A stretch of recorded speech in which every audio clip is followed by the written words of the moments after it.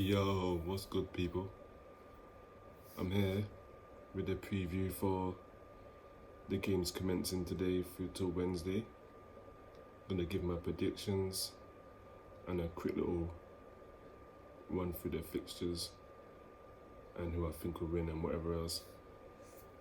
It is now 1:02 in the morning, so I need to get this done so I can upload it. So without further ado, let's get to it so I can get this up. And I'll do my other video as well. So I'll be up for maybe another 40 minutes, hour. So first game, Palace v Leicester. Now Palace lost 3-0 to Villa. I'm sure they're going to want to do better than they did that day because they were awful. And Leicester got the 2-2 at home to Man United, which was a good result for them. Better than losing. And Palace, they're not in trouble, but I'm sure they don't want to lose and they want to do better than they did that day. But I just can't see them winning this game, if I'm being honest. Palace, I don't think they got a chance. And I'm going to have to go 2-0 Leicester that one, because Leicester on fire. Maddison, Vardy, Barnes, all the players are performing. Even Schmeichel's on job. And Palace, unless they're playing Tottenham or it's like a London derby, for the most part, they just crumble and they can't get over the line. So I'm going to say 2-0 Leicester. Next, Chelsea and Villa. Now, Chelsea surely can't play as bad as they did against Arsenal. I don't think Lampard will allow it. But at the same time, Villa will be buzzing from that 3-0 win at Palace. Albeit they're away this time. Chelsea at home, and they can't play like that at home. Fans or no fans, they can't play like that at home. And I'm sure Lampard's going to make several changes to that team that played last time out. Werner probably the main one, and maybe Kovacic. Them two, I don't think start tomorrow. Never know, they might, but based on that, I don't think they warrant a place in the starting 11. And if I was Villa, I wouldn't make any changes at all. I'll keep that same 11. That stacked up Palace. Bar Tyrone Mings was obviously suspended. So maybe Konsa comes in or whatever. But other than that, I'm not changing anything. And this one, giving it to Villa 2-1. Everton and City. Two teams that are not really performing well, but they're getting the results and they're getting over the line. Everton against Sheffield United.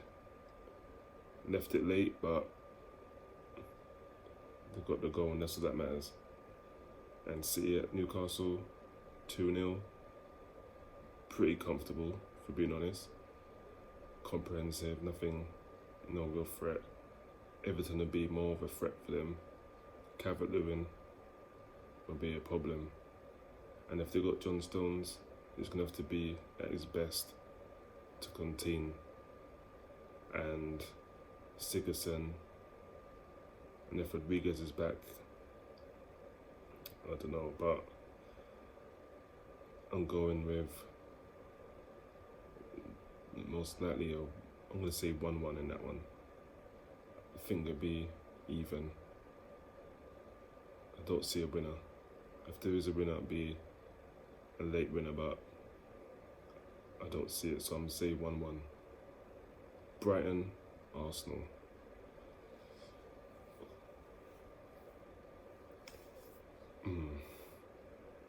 Brighton are not really good at home. They're better on the road, which is weird. Usually you're better at home than you are on the road, but in Brighton's case, they're better on the road. But again, the only win they've got at home this year is against, you guessed it, Arsenal. So are they gonna close the year with another win at home to Arsenal? I don't know, but I'm going 2-1 to Brighton.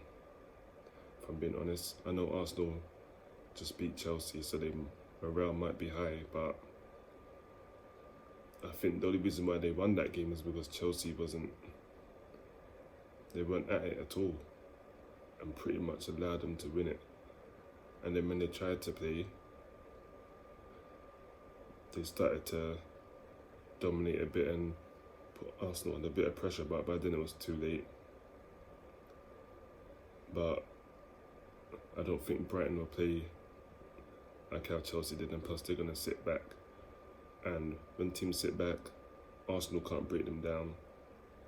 So, although they got Martinelli back, Saka, Martinelli will be key for them. If Martinelli's at it, then maybe then they can get something out of it. But if Arteta brings back Willian and Luis and those dead players, then I don't see him getting anything out of the game. So I'm saying 2-1 Brighton in that one, I'm afraid. Next, Burnley and Sheffield United.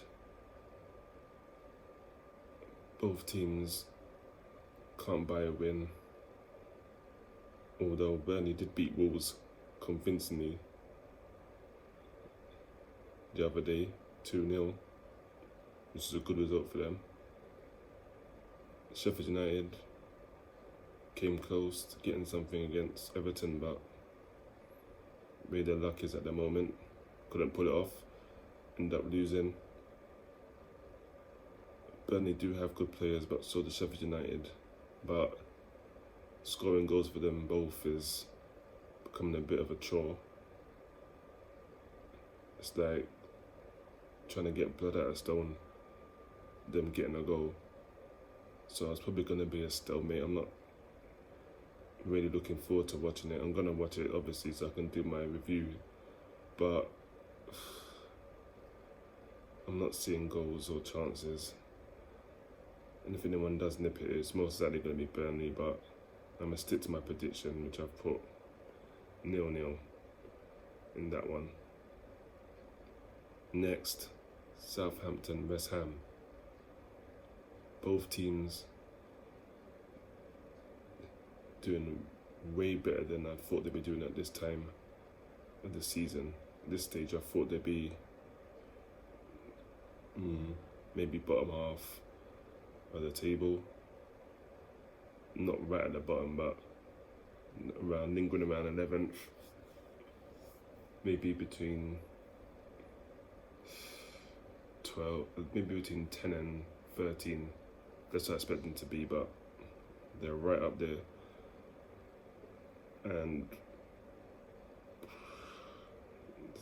they deserve it. There's nothing I can say. It's not by accident. They're there for a reason. They've been getting results. Hassan Hugo at Southampton is doing an amazing job. David Moyes, amazing job at West Ham. And it's proof to their work, because look where they are in the table. And West Ham had a hard run in. Let's be real, at the start of the season, they had some tough games. They played all the top 6 teams, like back to back to back. And no one expected them to get any points. And they did. Hence why they're where they are with their tough run. So salute to them. But this one, I'm predicting a 1-1 draw. I think it'll be all even. I don't think it's going to be a winner. It's going to end up a 1-1. Don't know who's going to score, but for Southampton, I don't think Ings is going to be in. I'll probably say that Ward-Prowse or Armstrong or something. And for West Ham, maybe Souček or don't know who else actually, to be honest, but couldn't tell you. But I'm gonna say 1-1. And then we got West Brom, Leeds. West Brom with a good point against Liverpool, and Leeds with a 1-0 at Burnley. Allardyce, he's definitely gonna park the bus and try and hit Leeds on the counter. That's the only way they can play against Leeds, because Leeds are coming to play football, and the players West Brom got, they can't match. They're gonna have to go in January and see who they can sign and try and get something in there, because otherwise they're not staying up, and they're definitely not going to get nothing out of this game. They're not going to get slaughtered. No, I don't think they're going to get battered, because this is Allardyce, and the way he sets his teams up, he sets them up defensively well, organised, hit on the counter, but just players ain't built for it. So I'm going to say 1-0 Leeds, and most likely Bamford or Rodrigo going to get the goal in that one. And we've got Man U Wolves. Wolves with a point against Spurs, which they probably should have won based on how they played and the position they had and the chances they created. They probably should have won. So they're probably going to feel a bit slighted that they done all that work just to get a point, especially after beating Chelsea the game before, or before that, 1-2, but they definitely beat Chelsea on the way. No, it was before, because they lost to Burnley recently. Yeah, so chalk and cheese. Man United 2-2 Leicester last time out. Fair result. They did deserve something out of the game. They did play well, but Man United are at home and they don't perform well at home usually. I don't know what that's about. Old Trafford's supposed to be their home, but it ain't felt like it. In a minute, they've been getting slapped around and bullied at home. So I have to go with 2-1 Wolves in that one. It's like Man United, just like, you can just let someone come to your house, knock your door, don't say hello to you, just walk in, put their shoes on, walk through your house, sit on your sofa, put their feet up with their shoes on, turn your TV, and control your house and just bully you and tell you, hey, give me a drink, or do this. There's no respect in your house, and that's how Man United's been treating teams that come, just letting them run riot and bully them. So I'm going to say 2-1 Wolves. Spurs and Fulham, I'm going to do a separate video. We're playing on Wednesday, so that video is likely to drop on Tuesday. So look out for that one, that'll be on Tuesday. And last game we have Newcastle and Liverpool. Newcastle got bullied against Man City. Absolutely bullied. What the hell's bullied? I'm tired, yo. They're absolutely bullied. And I can't see it going any other way but Liverpool bullying Newcastle, even though Newcastle at home. Alright, they drew with West Brom. They didn't play well second half, and West Brom deserves something from that game, 100%. But Newcastle, the forwards are just, Dwight Gale's their best forward for me.